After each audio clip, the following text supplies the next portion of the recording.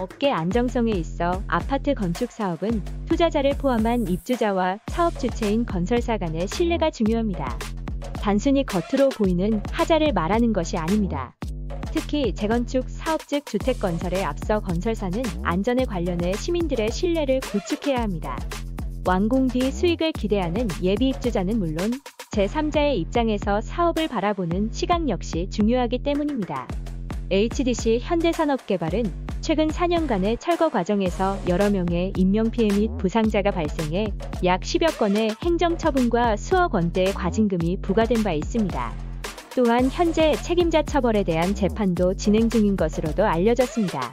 대한축구협회 정몽규가 회장으로 있는 곳으로도 유명한 현대산업개발은 지난 2021년과 2022년 광주에서 재개발 및 신축 공사를 진행하던 중 직격탄을 맞았습니다. 바로 2021년 6월 광주광역시 동구학동에서 재개발을 위해 철거 작업이 이뤄지던 중 빌딩이 갑자기 붕괴되어 시내버스를 덮치는 사고가 있었습니다. 여기에는 총 17명의 사상자가 발생했습니다. 비용과 건축 기간을 단축하기 위한 무리한 철거 방식이 사고의 직접적인 원인이었습니다. 이어 2022년 1월에 있었던 사고는 언론에 가장 많이 소개되었으며 HDC에 치명적인 타격을 입혔습니다. 바로 HDC의 대표 브랜드인 아이파크 붕괴 사고죠. 화정 아이파크의 신축 공사 중 201동 상층부가 붕괴되었고 밑에서 작업 중이던 인부 6명이 그 잔해에 깔려 사망하고야만 사건입니다. 복합적이라고는 하지만 설계 시공의 부실, 그리고 비용과 기간을 줄이기 위해 대충 작업을 했던 것이 붕괴 원인으로 밝혀졌습니다.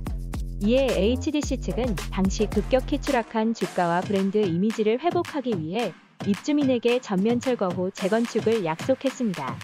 하지만 정작 철거 대상을 전체가 아닌 8개 동으로 한정하고 지상 1, 2, 3층을 제외한 것으로 알려졌습니다.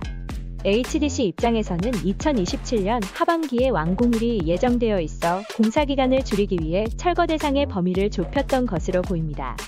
이에 화정 아이파크 입주협의회가 HDC의 철거 범위 축소에 동의를 해줬습니다. 다만 협의회는 정밀한 전진단 검사에서 안전성이 확보돼야 함이라는 조건을 내건 것으로 알려졌습니다. 한편 2023년 8월 국민의힘 중앙위원회 의장에 임명되기도 한 김학용 전 국회의원에 따르면 HDC가 시행하는 공사는 대형 사고가 많아 안전성 측면에 있어 경각심이 요구됩니다. 지난해 김유원실이 국토부로부터 제출받은 건설 현장 안전 사고 현황에는 HDC 공사 현장에서 사망한 노동자가 앞서 소개한 참사를 포함해 총 16명에 이른다고 나옵니다. 어떻게 보면 입주 예정자인 다수의 당사자는 건설사의 요구에 용인을 해주는데 오히려 삼자가 나서서 안전성을 강조하고 있습니다. 아마 관건은 추후 물건에 심각한 하자가 생긴다면 HDC가 AS를 해줄까 일 겁니다.